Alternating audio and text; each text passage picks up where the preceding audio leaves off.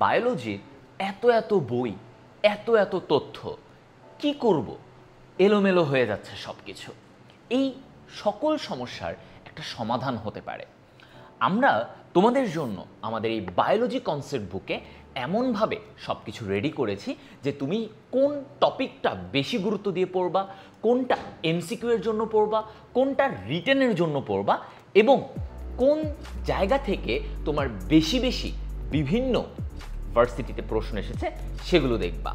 চলো আমরা এই ভার্সিটি কনসেপ্ট বুকের একটি চ্যাপ্টার দেখে নেই কিভাবে সাজানো হয়েছে। আমাদের এই বায়োলজি কনসেপ্ট বুকে তোমাদের ভার্সিটি সিলেবাসের যতগুলো চ্যাপ্টার আছে সবগুলোই কিন্তু আছে। তবে ভাইয়া আজকে একটা ভেরি ইম্পর্টেন্ট চ্যাপ্টার নিয়ে তোমাদেরকে কথা বলবো, সেটা হচ্ছে অণুজীব, যেখান থেকে প্রতি বছরই ঢাকা বিশ্ববিদ্যালয় সহ যে কোনো বিশ্ববিদ্যালয় ভর্তি পরীক্ষায় তোমার এখান থেকে প্রশ্ন থাকবেই। তো দেখো আমাদের এখানে আমরা কিভাবে সাজিয়েছি বইটা।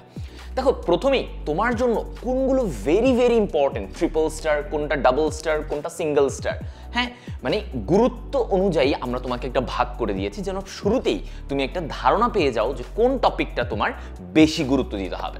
আচ্ছা, এরপরে তুমি আসো যে ভাই আমাদের তো অনেক বিজ্ঞানী থাকে, ছন্ন ছাড়া অনেক তথ্য থাকে। তো দেখো এখানে আমরা তথ্যগুলোকে খুবই প্রিসাইজলি তোমাদের সামনে গুছিয়ে দিয়েছি যে তুমি একবার রিভিশন দিলেই তোমার পড়াটা হয়ে যাবে। ওকে, এখন তোমরা জানো বায়োলজিতে আমাদের অনেক রকমের তথ্য থাকে, সংখ্যার তথ্য থাকে, বৈশিষ্ট্য থাকে, উদাহরণ থাকে। দেখো যাবতীয় যত উদাহরণ তোমার শিখতে হবে সব কিছু কিন্তু এখানেই আছে এবং এর বাইরে ঢাকা বিশ্ববিদ্যালয় সহ যে কোনো বিশ্ববিদ্যালয়ে বলো কোনো জায়গায় এর বাইরে আসলে প্রশ্ন আসেনি এবং সামনেও আসার সম্ভাবনা নাই বললেই চলে। সো তুমি এখানের টপিকগুলো যদি পড়ো এবং তুমি এখানের উদাহরণগুলো পড়লে তোমার আর কিছু লাগবে না। এখন একটা প্রশ্ন থেকে যায় ভাইয়া এত এত তথ্য এগুলো পড়বো কিন্তু কিভাবে পড়বো, আমাদের একটু ট্রিক লাগবে, একটু ছন্দ লাগবে। সো এইটাও কিন্তু আমাদের এই কনসেপ্ট বইয়ে আছে। দেখো আমরা কিন্তু ডিএনএ ভাইরাসের, ধরো এটা মনে রাখতে চাচ্ছ, উদাহরণগুলো তোমার এখানে একটা সুন্দর ছন্দ দেওয়া আছে।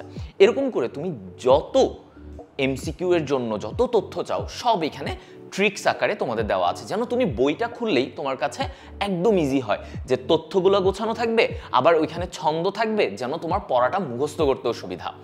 এভাবে করে দেখো যেখানে যেখানে যা লাগবে, ইভেন তোমার এই বইয়ের এই টপিকগুলো পড়লে কিন্তু তোমার রিটেনের জন্য কিন্তু তুমি এখান থেকেই পারবা।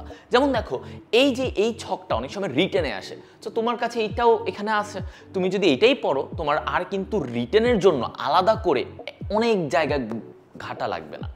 ওকে, সো এইভাবে করে আমরা যাবতীয় সব ধরনের তথ্য, ভাইরাস থেকে শুরু করে ধরো এই একটা চ্যাপ্টারে ব্যাকটেরিয়া, সব কিছু আমরা এখানে তোমাদেরকে দেখিয়েছি।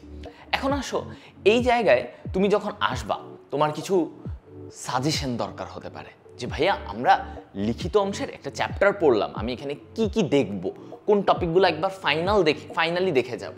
তো তুমি এখানে দেখো আমরা অনেকগুলো সাজেশন তোমাদেরকে দিয়ে রেখেছি যেগুলো থেকে আসতে পারে ঢাকা বিশ্ববিদ্যালয়। এখন আসো ভাইয়া আমরা কিছু প্র্যাকটিস করব না?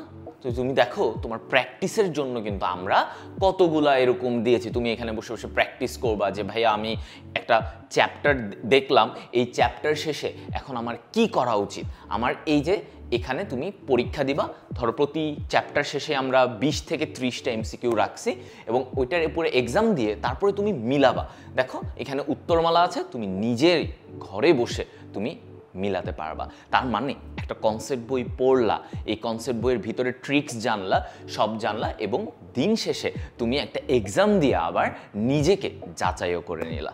সো এইভাবেই আমাদের কনসেপ্ট বই সাজানো এবং একই সাথে আমাদের লেকচার প্ল্যানগুলোও কিন্তু আমাদের এই কনসেপ্ট বইয়ের আলোকেই হবে। সো তুমি আমাদের যখন ক্লাস করবা সাথে কনসেপ্ট বই পড়বা, দেখবা তোমার কাছে সব কিছু একদম ইজি হয়ে গিয়েছে।